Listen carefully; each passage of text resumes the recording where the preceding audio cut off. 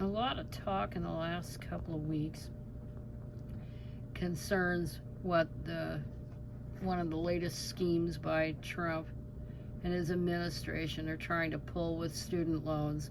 And you know, this is just another, at bottom, this is another thing to transfer more money to the rich. When you cap federal loans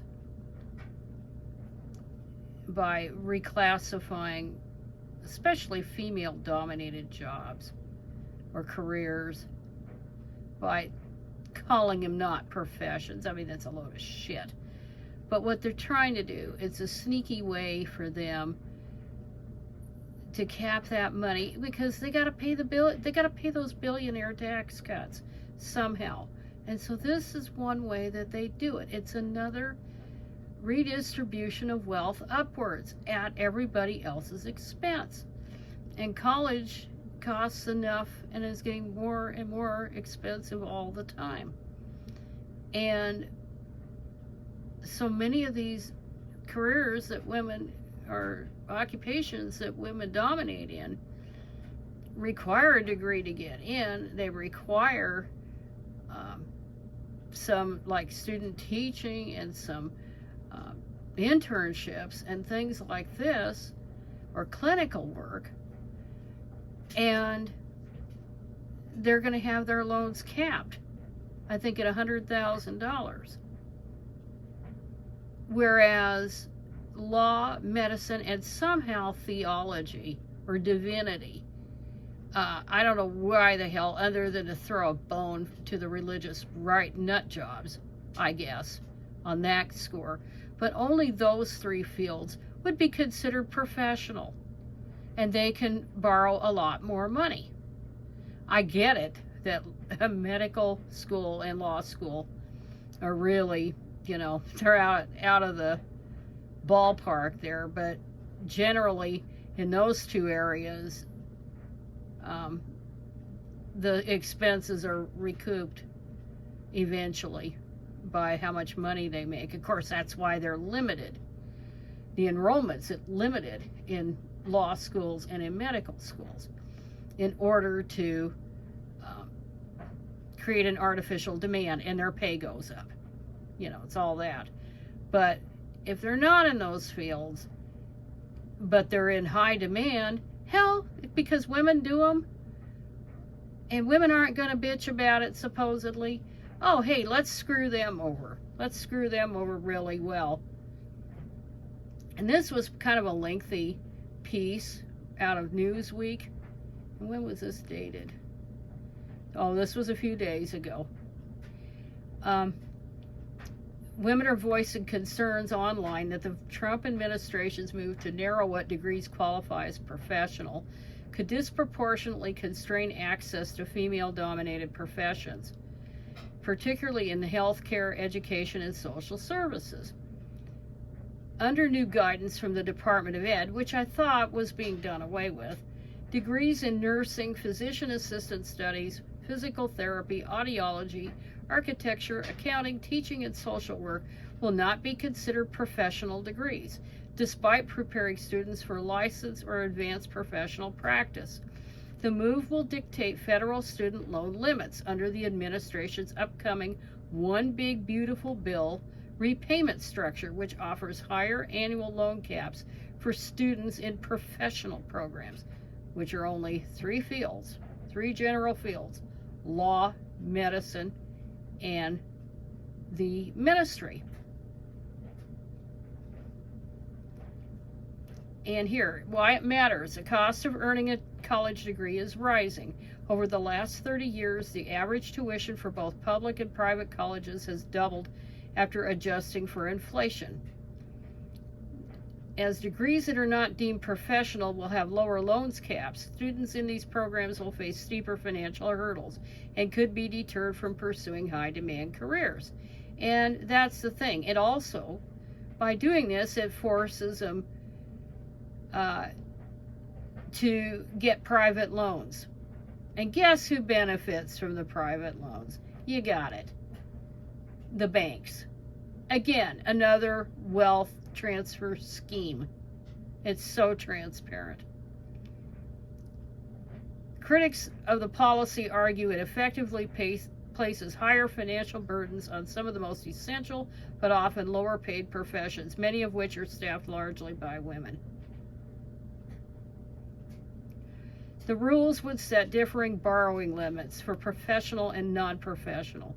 Graduate students would be capped at $20,500 a year and $100,000 total. Yeah, these are affect graduate programs.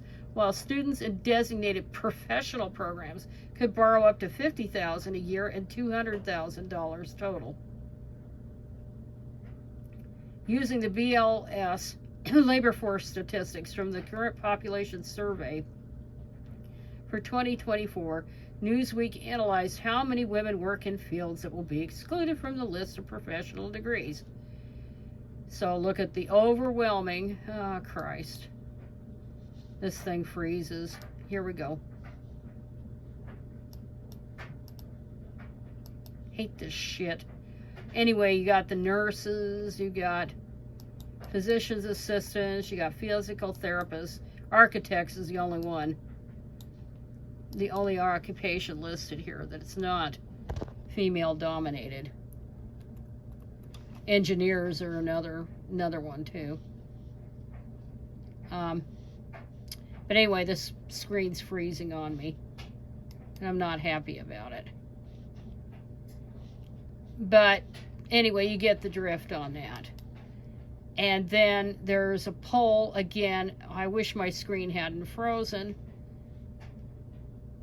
but I hate this shit. I can't get it to do anything. Yeah, it's just not going to do anything. But in a dramatic shift, in another article, Americans are putting a lot less faith in college degrees, the value of a college education. But the thing is, this is about 30 or 40 years too late. And this is not going to do it. Oh, I've had trouble. I've had nothing but trouble with the trade schools. Yeah, trade schools, sure, you're going to go into the skilled trades and you might make more money, but you won't have a very long work life in those kind of jobs because they're physical labor and the body wears down. And that's one of the biggest reasons. Sexual harassment's the other. But that's one of the biggest reasons women don't flock to those trade schools, the so-called skilled trades, that tend to be overpaid because they're people that are in it are paid family wages, which are chiefly male. But they're flocking to it, pay's going to go down. But, yeah, I mean, they're essential jobs, don't get me wrong. Mechanics and carpenters and welders and plumbers, all that stuff, electricians, those are all important jobs, but the thing is you can't do them indefinitely. And you break down by about age 50, you're pretty much done. But I sure hate this. This thing just completely froze on me. So anyway, yeah, that was one of the sneaky things that Trump was trying to do with that student loan shit. But I think like I said, they saved money and to pay for those tax cuts. Plus, they're trying to force more people into private loans, the loan sharks, and that benefits the rich there too. And then I just want to note, oh crap, I sure hate this.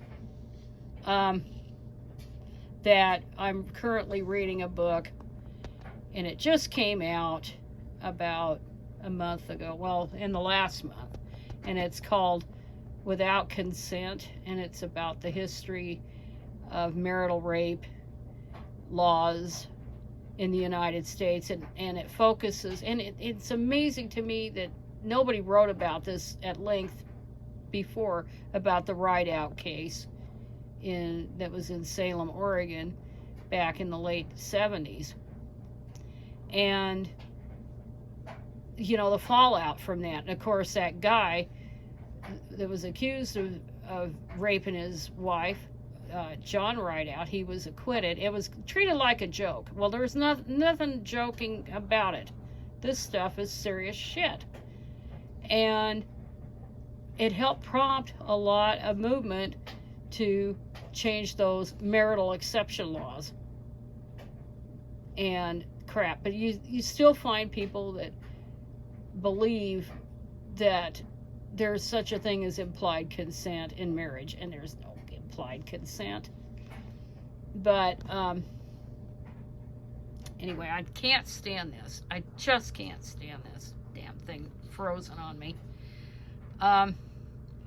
But anyway, so I'm reading that. I've already read 100 pages on it. I got it today, so it'll probably take me just a couple of days to finish it.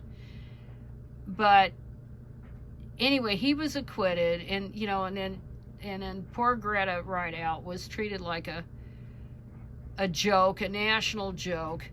They briefly reconciled after the trial, and briefly, I mean like 2 months, and then she went her own way, left Oregon, went back to Minnesota, where her parents were, and she died in 2023. I hadn't even heard about that, but she had passed away. But as for him, years later, he winds up being tried for rape, 2 rapes, and he's incarcerated, which he should have been years ago, incarcerated. So I guess better late than never. But that is a good book. And the person who wrote it wasn't even alive when this Rideout case came about.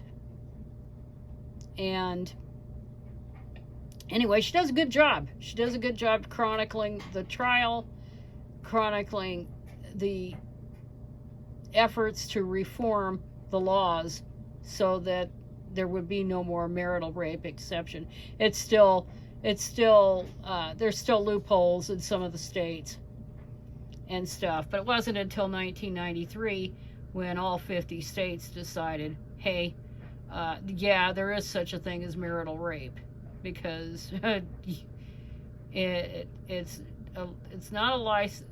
Marriage is not a license to rape, if you're going to have marriage at all. So anyway, that's all I got to talk about, and I apologize for the screen freezing on me. I don't know what the hell's going on, but anyway, I'm done. That's it.